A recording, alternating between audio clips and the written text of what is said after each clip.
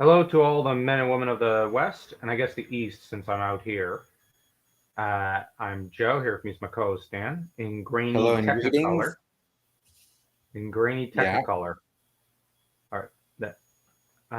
Let's see if I can't lean in to the side. There. All right.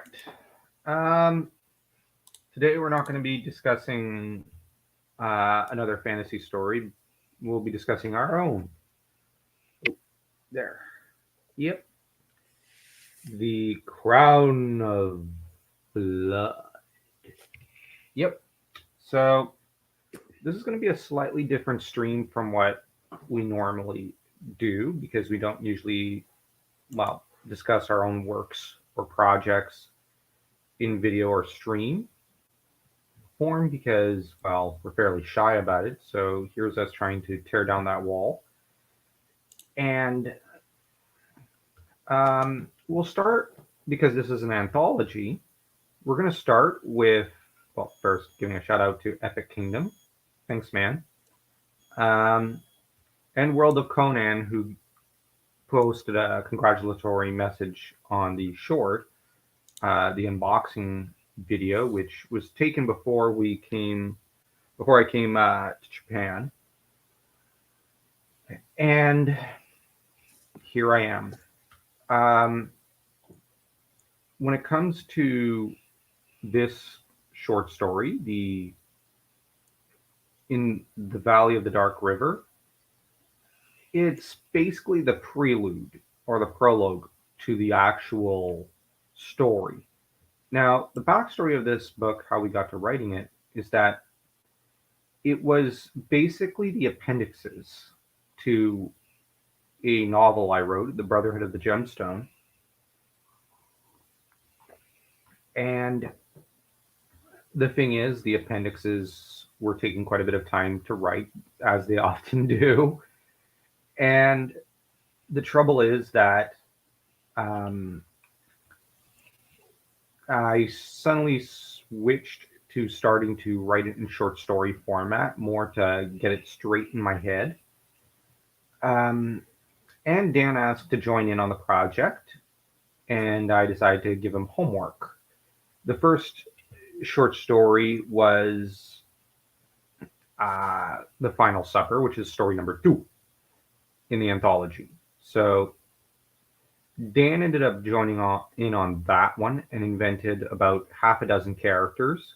Well, sort of. We already had their names, right, Dan? Like I had them in the Yes, family we tree, we and had their names. but not the personalities. Yeah, not the characters. So the thing is, Dan invented a lot of the personalities for the characters in the second short story, and the only ones I think I invented were, I think to an extent, Simon, and that was kind of it. Although I insisted on Ringen being a bit of the villain in the shadows, kind of like the off-screen problem causer. And the thing is, Ringen does not appear in the final supper. He doesn't appear until the third short story. Um, so yeah, Dan invented about half a dozen to almost a dozen characters in that short story. Then we've got the one with, I think it was Achaeus the Second. You wrote that one, and I know like for Black Row Field, we really did kind of bounce that one between us because I wrote an initial draft. You made suggestions and basically acted like the director, and I rewrote and revised, and then you decided whether to okay it or not. And we did that for a few Yeah. short stories, I think. Um, and bear in mind, this was supposed to be the appendixes for a solo novel of mine, but we ended up kind of bouncing between uh, ourselves a couple of the short stories, made some changes, so I had to go in and change some things in Brotherhood of the Gemstone. And the idea of this book is that it is essentially the appendixes or a prequel to my Scottish epic, which is a Scottish mythology of sorts. And this appendixes is starts off with the king Mel Martin. Mel Martin has a problem. You see, um, let me see if I can't find a map uh, for my book. Here, I'll try searching real quick. Um, I don't mind sharing it because I've had it around for, well, years. Let me see. Is it here? Let me see.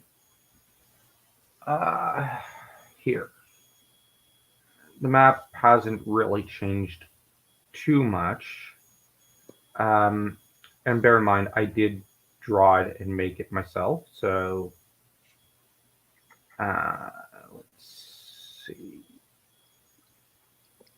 Um, I'll just hide this. Yeah. So Mel Martin has the problem. He's the king of Caledonia, the king of the Calids, which is an in between kingdom. You never want to be the king of a kingdom that's squeezed between two powers. It's not much fun. So to the south, there's the kingdom of Britia, basically England. And to the north, there's the kingdom of Norwend. And the thing is, Norwend still has um, people who paint themselves in white and whatnot. So they're basically the ancient Caledonians mixed with Vikings. While the Calids are the um, medieval Scots.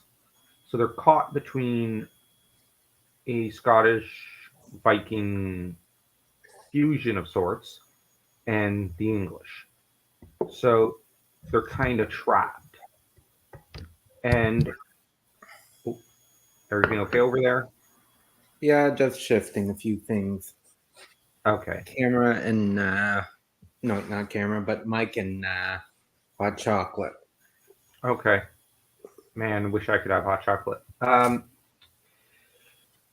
But the trouble is that, well, the people beyond the Wend River are, well, how shall I put it? They're pretty brutal. And up, well, I think we make it all the way. I think I've got another map. Let me just check real quick. Oh, wrong map.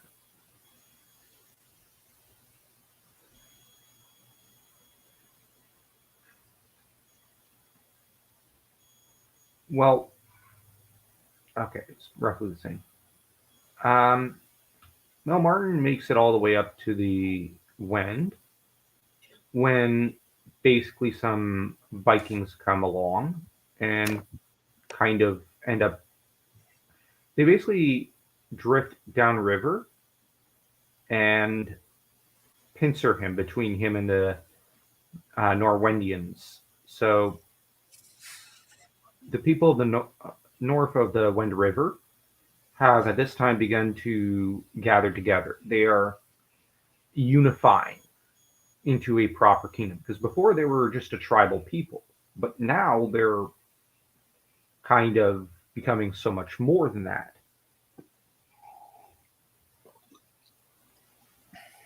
And that's a problem because it's one thing to have one organized kingdom on one border and a tribal people on the other.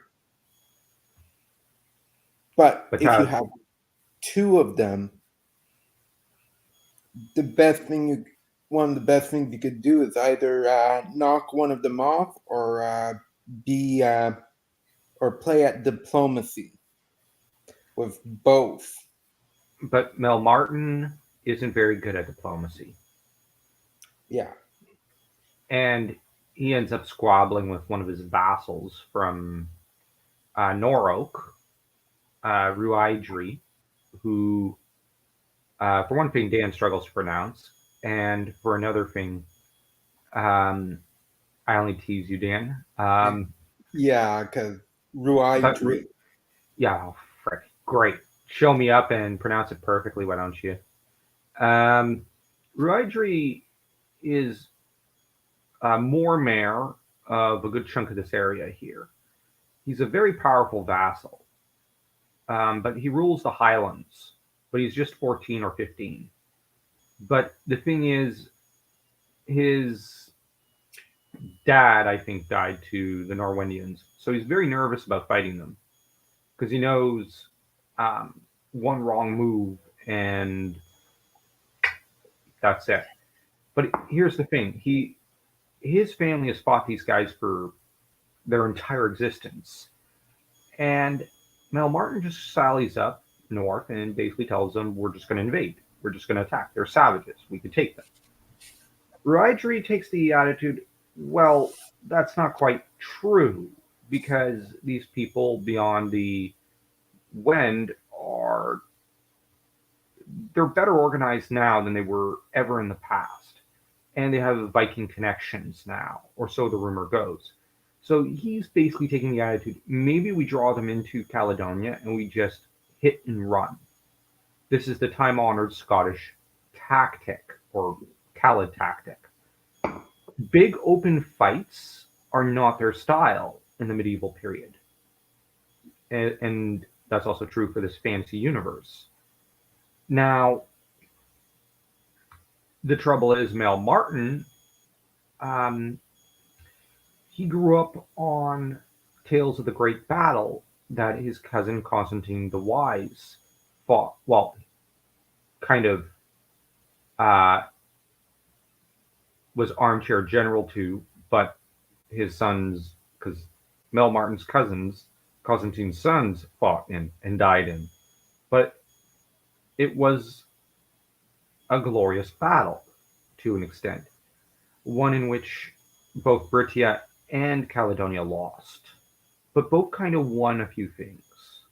For one thing, the Calids were contained, but for another thing, the Calids scored some.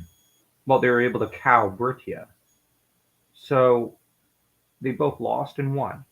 But the trouble is, now Mel Martin is looking for his own glory, so he's looking north to the people north of the Wend River. And the trouble with the people north of the Wend River is that, as said, they're violent, savage people, and they they do tend to raid across the mountains here, across the highlands and the Wend. But the thing is, Ruaidri and his vassals are able to contain them. They're able to handle them, and they also have the advantage of. I believe in a later map I added more islands here, but for the moment we'll just stick with this. But a lot of these islands are loyal to the Calids. So you have probably almost 100 islands to the west that are not that allow for the Calids to quickly grab a ship, get on board, sail up north, and then raid into Norwind. So they do have their own advantages, but they're not using them. They're just going to sally forth and hope to slaughter the Norwendians. Because Um, Mel Martin is using one dangerous word when you go on a military campaign: hmm? glory. Because generals that go in, oh, Yeah, I want my own and glory in battle, they're only going to end up slaughtering their own people because they want pitched battle rather than victory. yeah, there's only one general, no, two generals I could think of historically who said, "I want my own glory," and were able to pull it off. Well, actually, three, now that I think about it. The main three are Caesar, Julius Caesar. He went into Gaul looking for glory, but he went in with a plan, and he went in with a level head. That's how you achieve glory. Um, you have, of course, Napoleon Bonaparte. He went in looking for glory. Now, he screwed up with Waterloo, but most of the battles before that, he did win. In the first few battles in, well, the 1790s, in the early 18 outs, he went in for glory. But he was able to, how shall I put it? He was able to leverage his intellect and his knowledge of logistics into allowing him to fight for glory on, I would argue, in a safe manner, even as he did take risks. I'm not saying he didn't, but he used logistics to kind of counter any kind of um, troubles. He planned things out very carefully. And then he said, well, then he would go in and he would take some risks, but he'd go in for glory at that point. And then you get also Philippe Auguste, Philippe II of France, the Kingdom of France, the Royaume. Um, he went in against, uh, he probably should have played it safer, but at Bouvin, he went in for glory and he got it. Now, there are cases where kings and generals have gone after glory, um, but typically it's like Dan says, it backfires. Some kings don't go sniffing for glory, but somehow find it. Charlemagne, for example.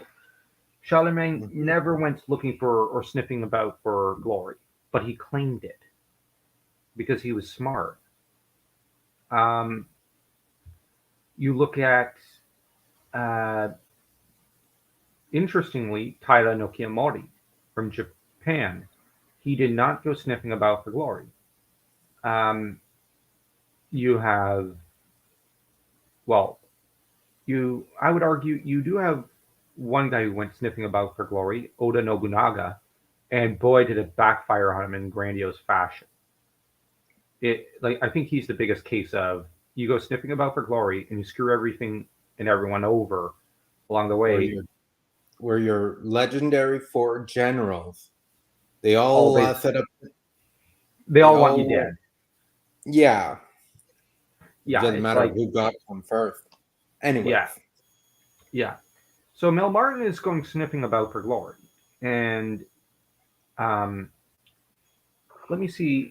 I'll look up that first story. Um, um, let me see.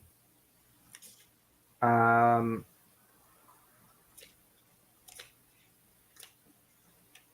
um, and let's see. I'm just looking for the quote. Uh, you have, um, for one thing, he doesn't take the reports by Ruaidri seriously, and it's um, okay. Ruaidri ends up commenting that they should wait for the enemy to disperse, and Ruaidri points out it'll only take 4 days. They are savages and shan't keep an army together for any longer than that. And he's kind of right. yeah, And Mail Martin ends up saying, I say we advance, and if I say such, then advance we shall. And you have you have, of course, Noro, who says, "I must protest against such a choice, sire." And everybody starts to complain of him bleeding and him being cowardly, despite being, it's like you're 14. You should be rushing in recklessly. You shouldn't be holding back and um, generally um, being nervous like this or advocating for the safer option. But Ruaidri isn't isn't uh, he's not really a well. Okay, he does have a hot-headed side, as revealed in a later short story, because he joins in on a really stupid idea later on, and that's in a later short story, and we're not gonna get to that this stream/video. But the thing about Ruaidri is that he can have a level head sometimes, but the one time he does get impulsive, it kind of backfires. But the thing about Ruaidri is that he's not a genius. He's the older brother of one. Like his younger brother is a genius, right, Dan? Yes. Uh, Morgaine is his younger brother. Morgaine is a genius and is someone who has a natural. Oh, Dan, you're cutting off your head Yeah. there. Morgaine is the one who has a knack for, like, he's just a genius. Like, he can figure out how to problem solve politically and militarily in a manner Ruaidri can't. But what Ruaidri has is knowledge of his own limitations. He's oh, there's my puppy, my baby. Um, Yeah. but the thing is, Ruaidri has a knowledge of his own weaknesses and vulnerabilities and his own limits. He's very self-aware, and this is a rare strength. This is a strength that very few people have. Self awareness is a virtue.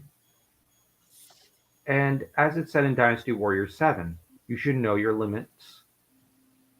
You should know your own limitations. And the thing is, you should be ambitious, but you mustn't kind of forget your own weaknesses and foibles. That's what that game preaches, which I think is actually very smart and very wise.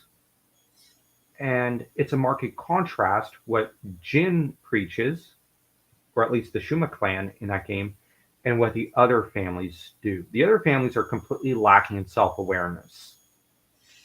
Like, Cao Cao might claim, well, and his family might claim, I want to do this for the good of China.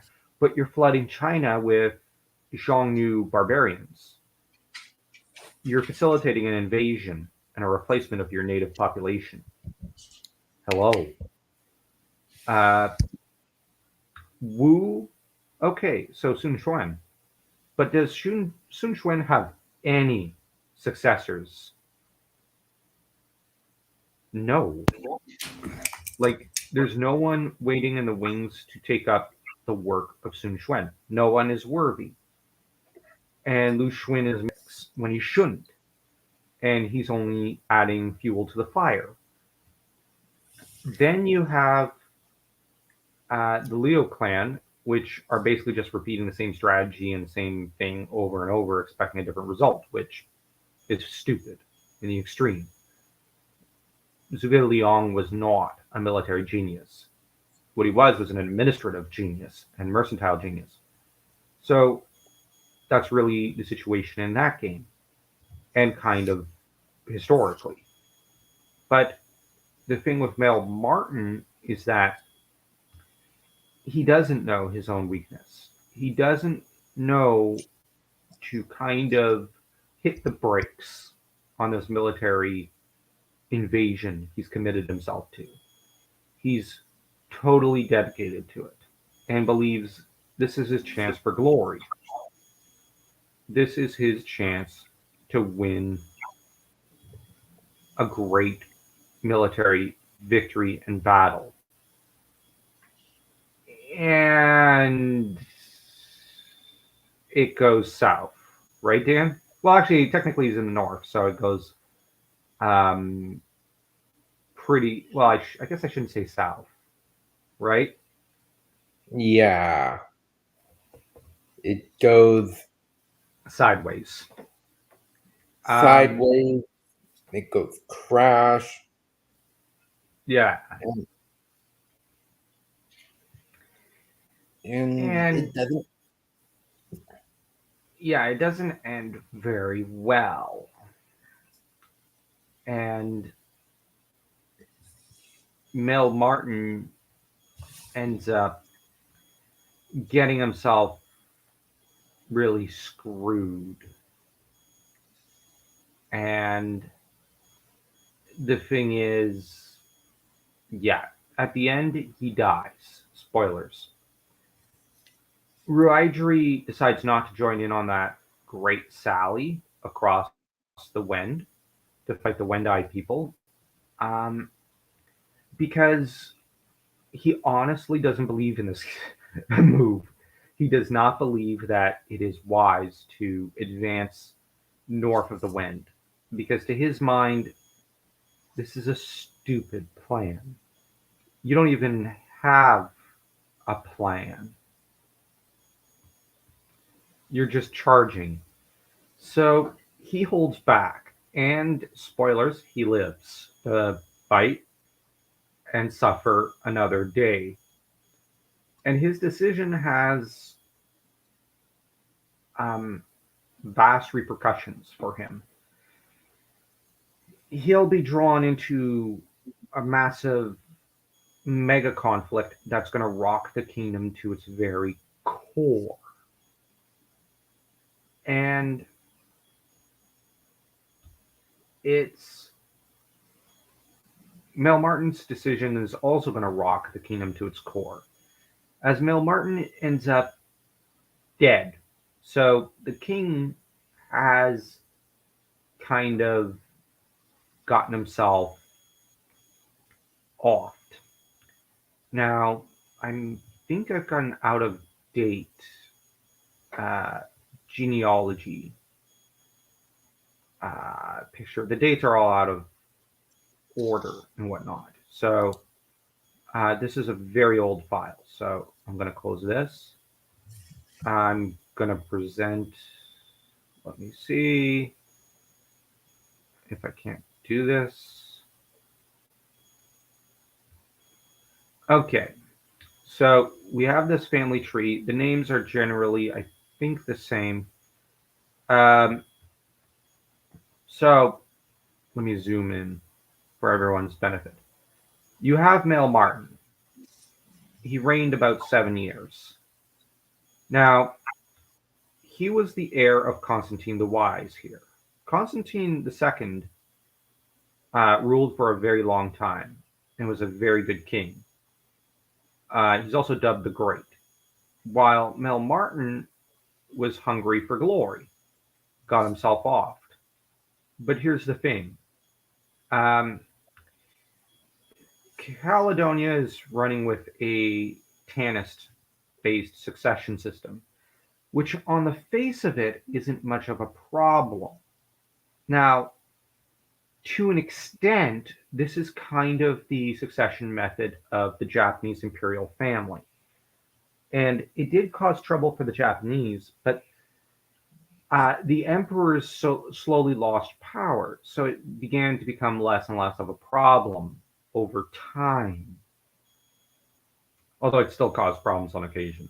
But overall, it just eventually just stopped being a problem. Mostly after the uh, probably after the reign of Go-Daigo, it just was the imperial family was rendered irrelevant and moot. So we now have, in turn for this Caledonian royal family, we have really two royal lineages. We have that of the Macdonalds and the Mac Constantines. Mac meaning son, or son of the sons of Constantine and the sons of Domnall. Now, technically, they're all descended from uh, Kenned Mac Achaeus being his father, Achaeus half Elven, and Kenned fathered, well, two daughters and two sons. And the thing is, Constantine was the better king between him and the Mad Domhnall. So Mel Martin is heir to a really bad king who died and didn't really achieve anything. So his cousin kind of overshadowed everyone, and his cousin's reign is all he's ever known. Constantine fathered about 4 or 5 sons, but three of them are out of the picture. Um, he then fathered Kettle. Kettle is a really, really competent guy. Actually, I think I imply, like in a few of the short stories, and I think you did as well, that Mel Martin may have been a little jealous and insecure about Kettle because Kettle's really competent. You have a problem, you want Kettle to solve it.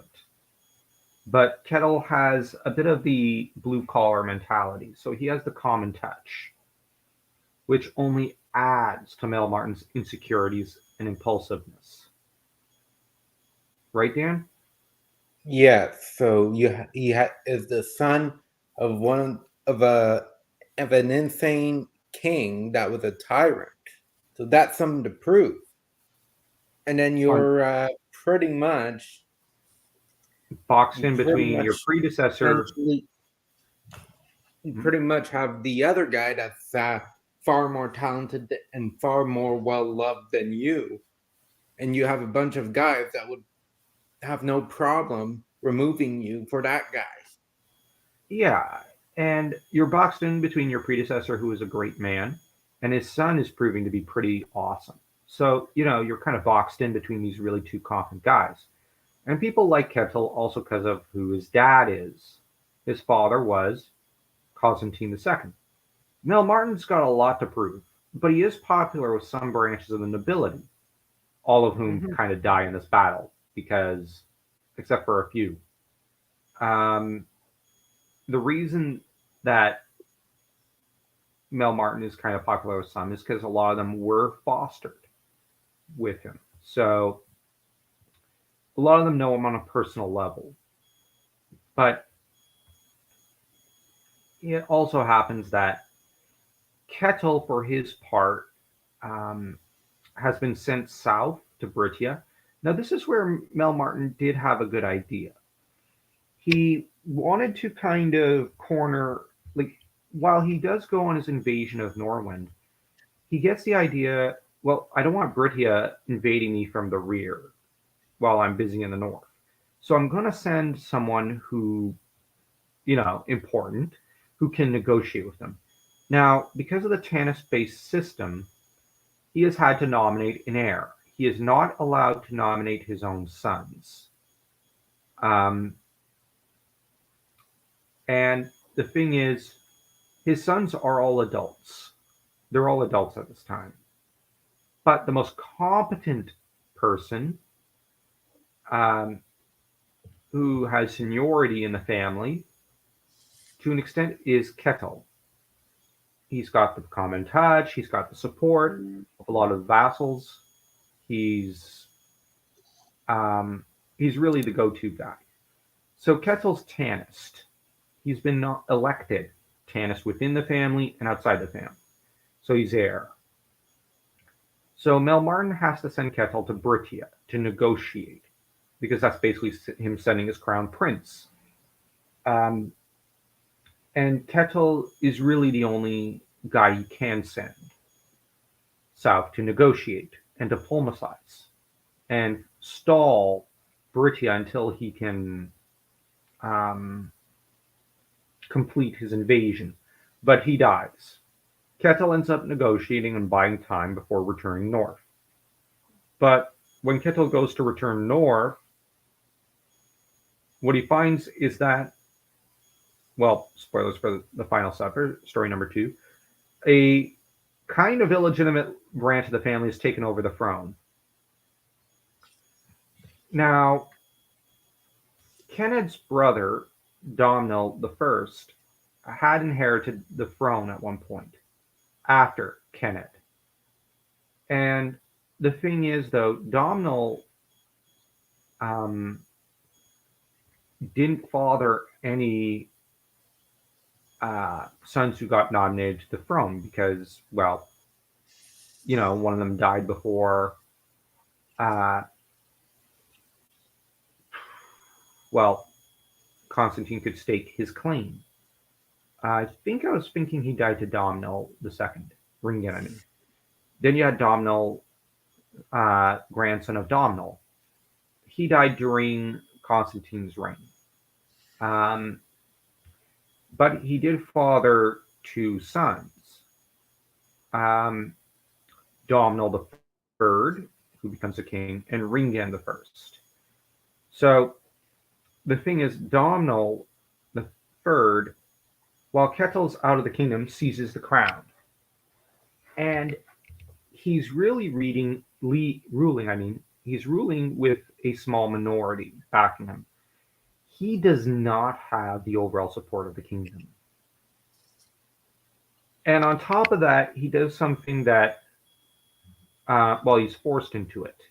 You see, the real reason now, Domhnall was ambitious, Dan, let's be honest. He was ambitious and hungry for the Yes. throne. But he kind of gets buyer's remorse almost immediately. And the thing is, he's really egged on by his younger brother, Ringen, who's, um, I guess you could say he's a bit of a mafioso type guy. Um, sorry, what was that sound? The pup? 3 guesses. Okay, the dog. Let me just see. Yeah, that's Jet being Jet. All right. Yeah. So Ringen's a mafioso type guy. Um, the thing is, I guess you could say he's a bit like a, to give a Game of Thrones reference, a Tywin Lannister type. You know, fancies himself competent, but really just keeps creating messes. But he's hungry for the throne and for power. So he pushes his brother onto the throne because the second brother cannot inherit ahead of the elder. So Ringen has his brother pushed onto the throne and then goes so far as to try to get himself nominated Tannist. This doesn't go over well. And because Domhnall has about four sons, they're not listed here. They're made for the short story, but he has four sons, and the eldest.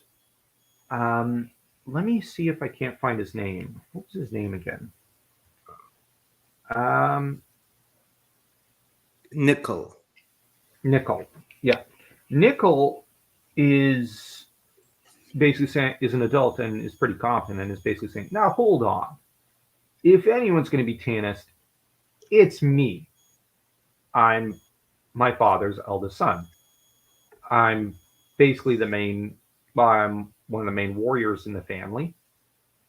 I should be, you know, the heir.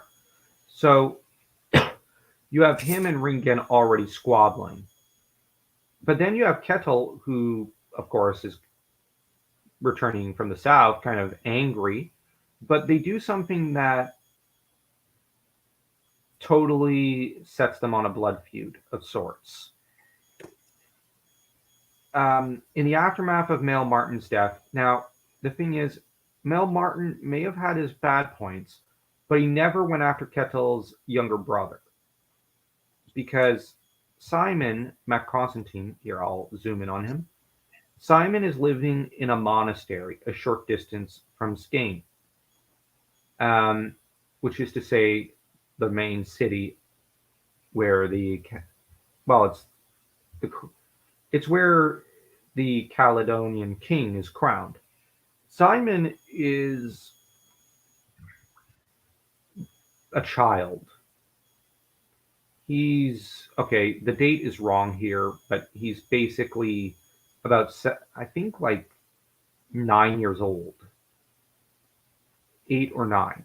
He's taken prisoner by, well, Ringen hoped to kill him, but Domhnall ends up taking him as a hostage instead and chooses not to kill him and begins to kind of oversee his education, if in a grandfatherly manner, because he does have to educate this young prince. But Simon has a natural singing voice, so Simon kind of starts pairing up with the centaur. Yes, this is a fantasy universe, so lots of fantasy races. So uh, Domhnall has a centaur uh, bard as his court poet. Now, this is following the Gaelic custom, where the court poet is actually a high rank. This is a rank of privilege and trust. It's a position that actually people would almost kill over. Oh, we have Epic Kingdom who just joined the chat. Hello there, Epic Kingdom. Hey. Um, we're basically discussing some of the epilogue stuff of the first short story in our novel, or I should say our book, um, our anthology, whatever the hell it is. But Domhnall the Third, in order to protect Simon, takes him on as a hostage rather than killing a child, because he has some ethics, unlike his brother Ringen. So he takes Simon, a 9-year-old Simon, as a hostage, proceeds to educate him. But as Simon is someone whom music and poetry comes naturally to, these sort of talents, along with knowledge of history and archery and horse riding and swordsmanship, all these things have to be taught to Simon. But Simon drifts very closely to the court poet that that Domhnall always has on hand. So, that part of his education starts to be really um, patronized and encouraged by Domhnall. So Domhnall's actually pretty nice to Simon. But the thing is, Simon is still a hostage. Kettle, when he finds out Simon is a hostage, is not going to take it too well, because to him, that's his little brother. And I believe we ended up kind of looking at Kaiba and Mokuba with this relationship. Except Yes. in this case, Simon has even more talent than Kettle. Like, Simon really does take after their father, like, a lot. The other thing with Simon is that um, he's the one with, um,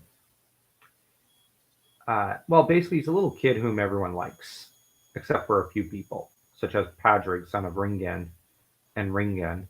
But the thing is, they're afraid of Simon, because Simon is a very gifted 8-year-old boy. He's Everybody likes him a lot more than them, and so that makes them nervous, because you don't want someone that likable, that genial, to be running around. And on top of that, Simon uh, has a knack for, even though he's a hostage, charming those around him. So, like, Donald took him in as a hostage, but becomes charmed by him. Nickel becomes charmed by him. Actually, I think all the McDonalds, don't they become charmed by him?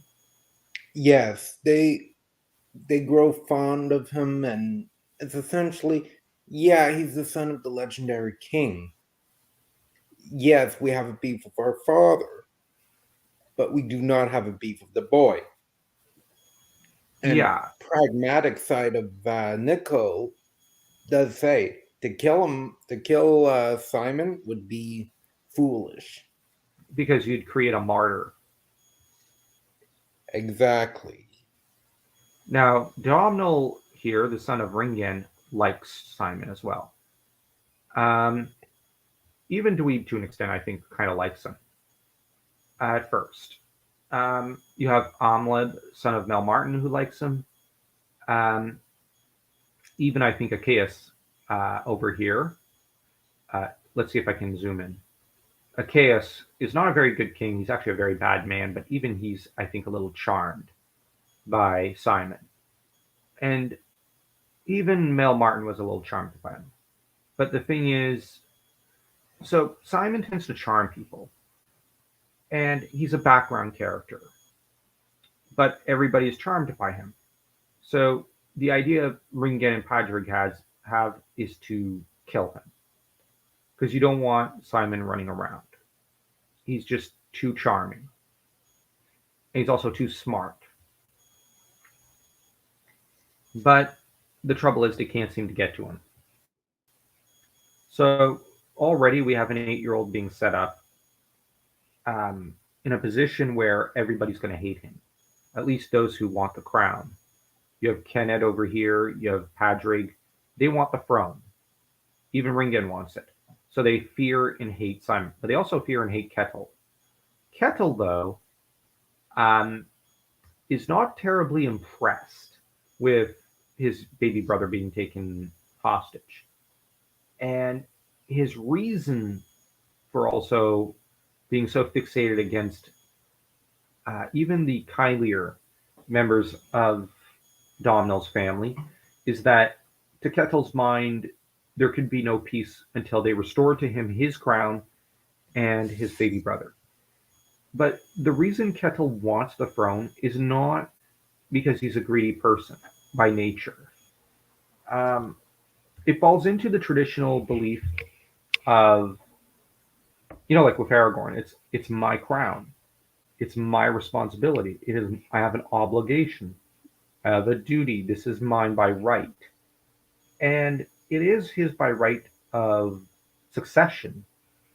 But it's also that Kettle views it as his obligation and duty to help his people, and so and he also has to do right by his baby brother Simon because he promised his mother before she died. So the thing is, Kettle is someone whom does, despite his Norse name, he is a Calet at his core, and he does believe in duty.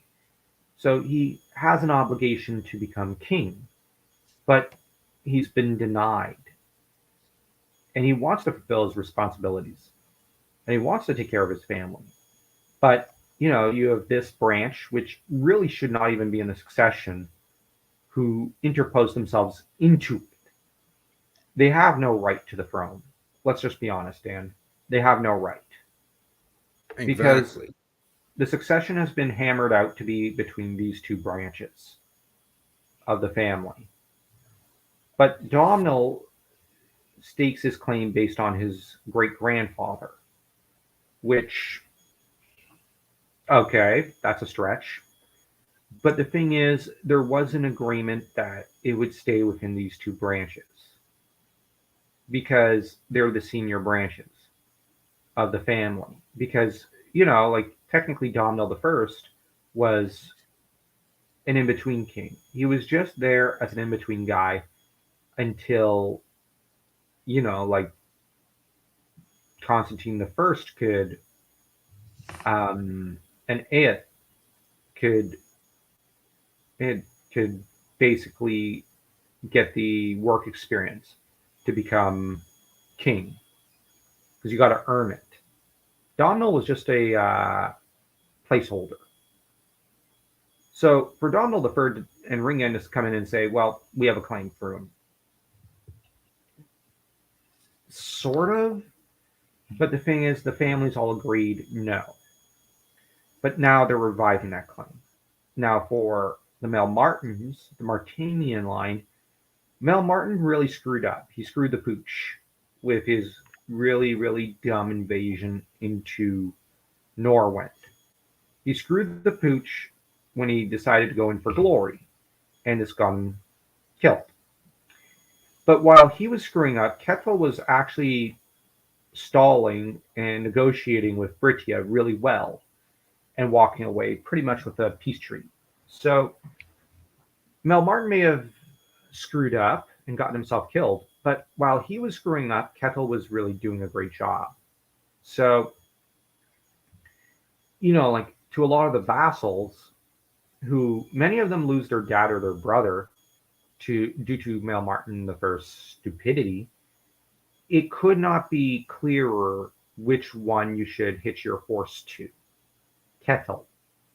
But for Domhnall to come in and basically usurp throws the entire thing, like at this point anyone with a drop of royal blood can claim the throne. Anyone. So if anyone is and everyone can claim the throne, that begs the question, what's stopping you? Mhm. And as we'll see in the later short stories, one reason why it's called the Crown of Blood. Here, let's shift over to the uh, cover. I'll try to find it. Um, Yeah, because you can't uh, exactly see it on my end. Pardon? Can't exactly see it on my end clearly. Um, yeah, maybe because your video is pretty grainy.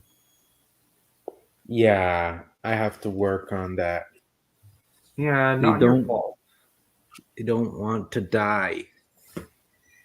Exactly. Pardon, I didn't catch that. Epic Kingdom. Oh, they don't want to die. No, they don't. Um, that's actually becomes. Let me reopen that. That becomes a bit of the problem that um, some kings have. Like Domhnall the Fourth. Only reason he comes in to the situation is he doesn't really want to die. Um, you have Domhnall the Third, who probably would have retired from the throne shortly after he took it, once he realized what the price was. And 'Cause- but the thing is, he doesn't want to die, and his sons want to claim the throne because they don't want to die. That's why they're insistent on them claiming the throne, because they Yeah, realize they stepped into the mire.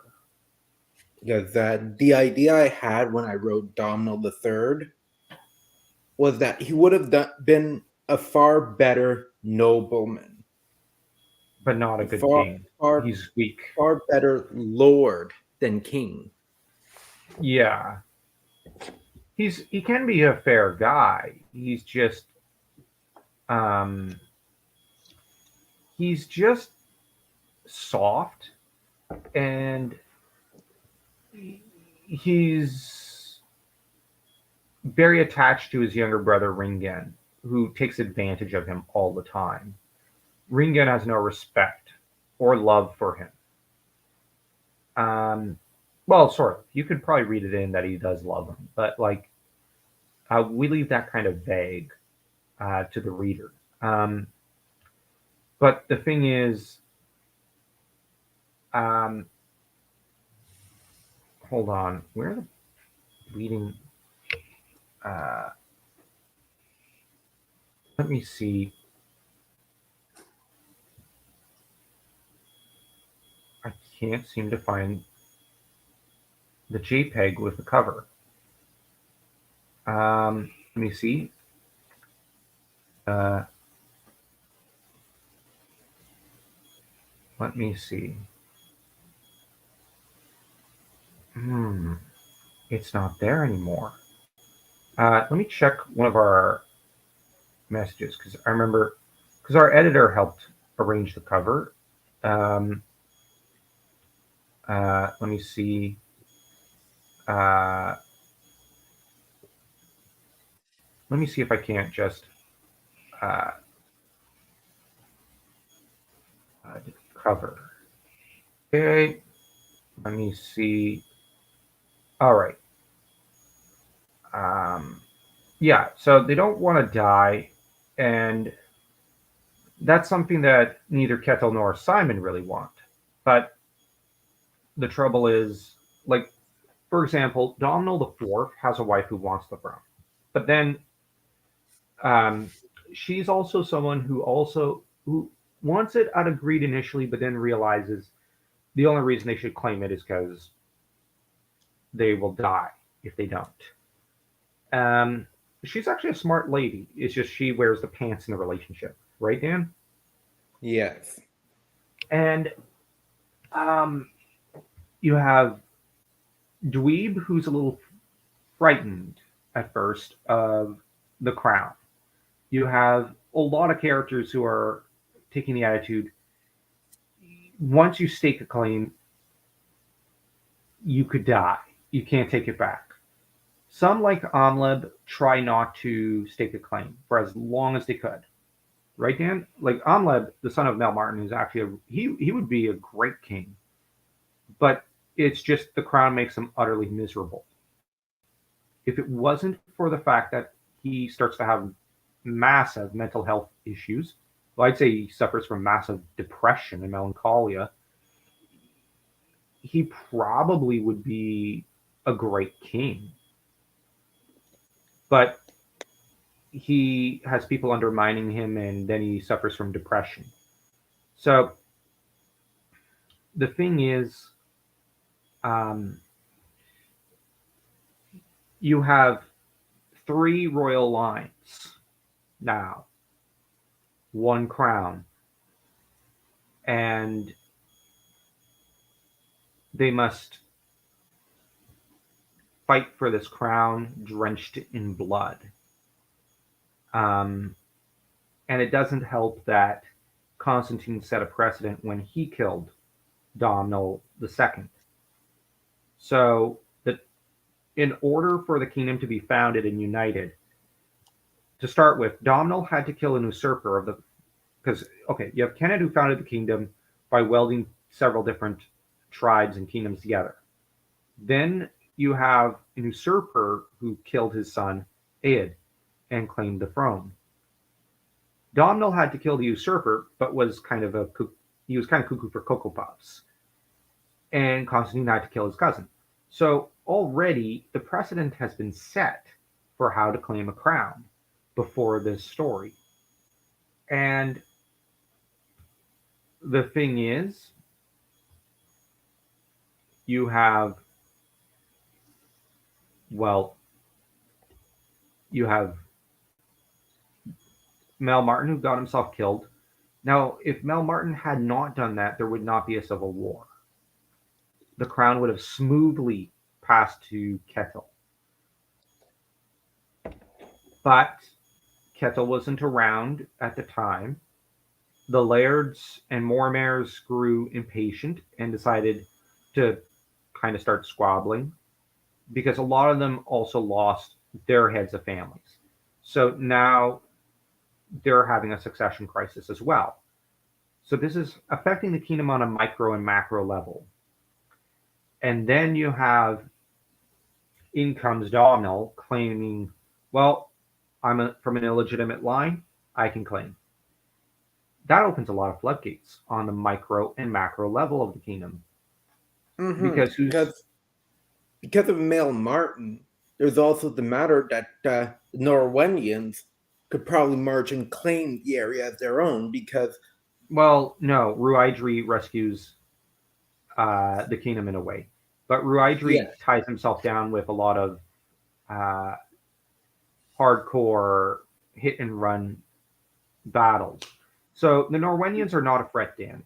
They're removed as a threat because Ruaidri checks them and corners them and basically uses their own tactics against them. The Mm-hmm. Norsemen are not interested in fighting this war campaign. So they basically withdraw to their Drakars, their dragon ships, go back up the Wend and go around and back home. They're done.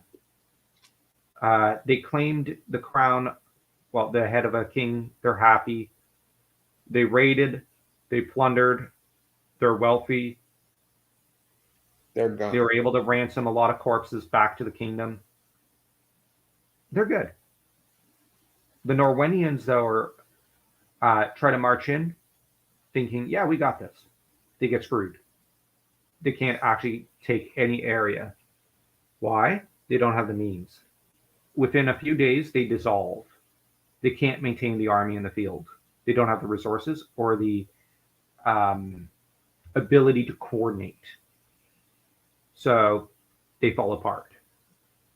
They withdraw. Ruaidri raids. Actually, Ruaidri crosses the Wend at that point and raids into their lands. Because why not? The opportunity's open. The trouble is, further south, there's a lot more problems.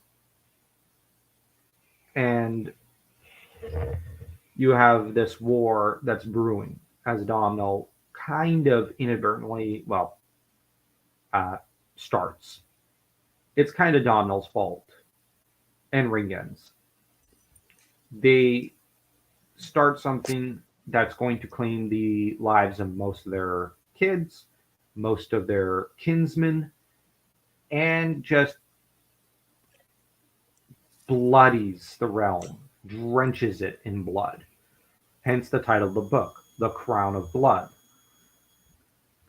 Mm-hmm. So before we log off, because we're going to be doing one stream and probably re-uploading it as a series of videos per um, story, because each story has, well, is a short story and a self-contained tale.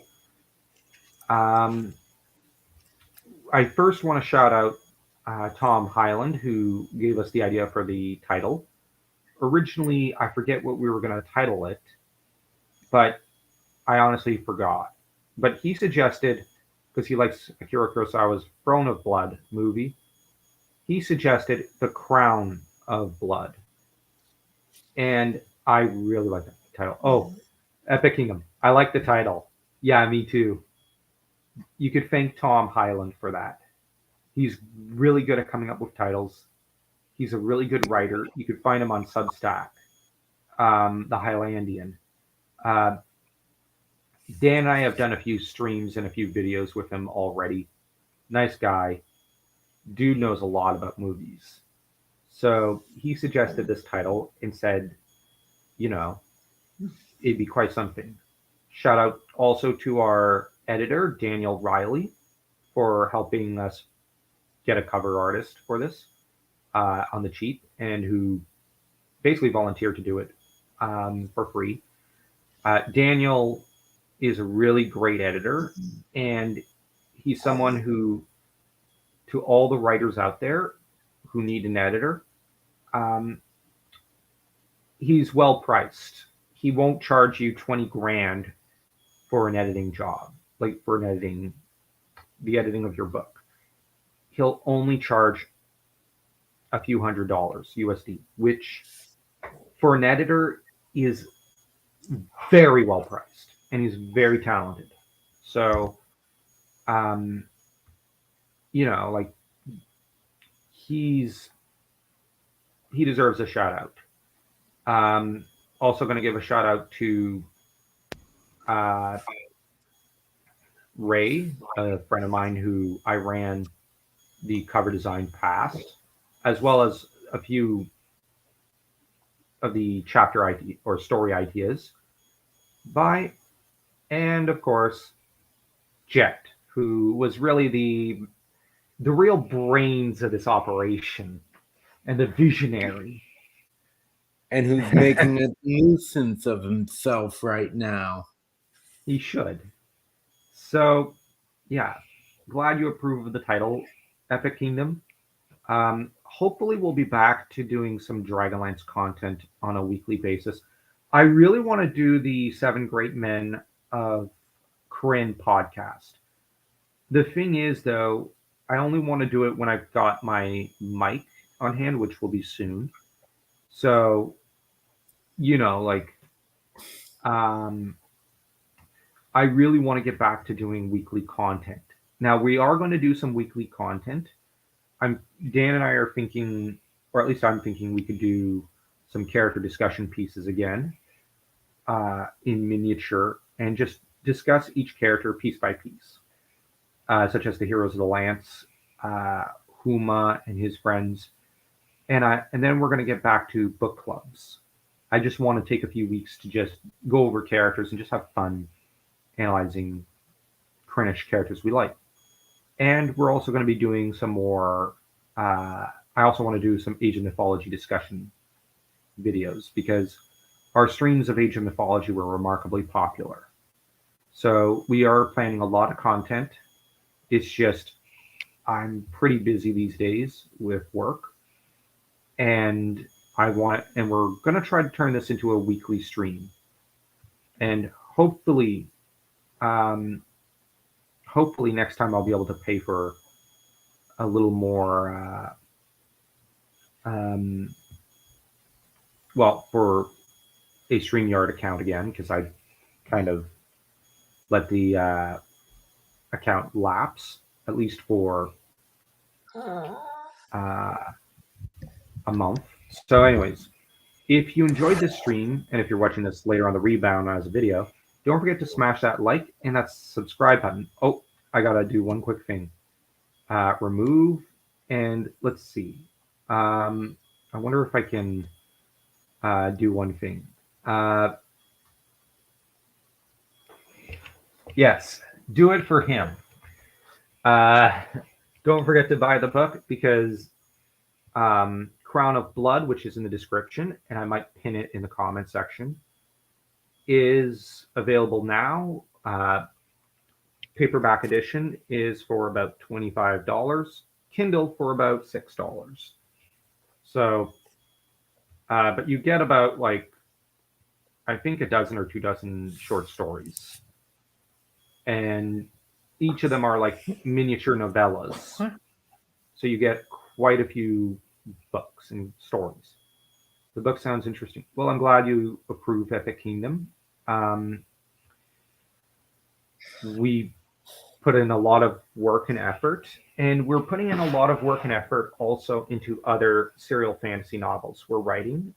Similar effort into stories like Kalad Bolg, The Dark Spire Conspiracy, The Swift Shadow Murders, Jex the Hero, which is inspired by Jet, and also Dan's working on The Laird of the Western Isles, which is a direct sequel to The Crown of Blood. So there's a lot of projects we're working on, and hopefully before the end of the year we'll have about 2 3 more books out for you all. And if people want, we'll make content on that and turn those our regular projects into regular weekly streams. It, but once again, you can support the channel by buying the Crown of Blood. Here, let me just do one thing. Um, I'll just you can buy it now, support the channel that way if you want. It's a big support, and a lot of the money will go to paying for uh, the production of the next book and for the puppy. So if you enjoyed this stream, thank you. Have yourselves a great day.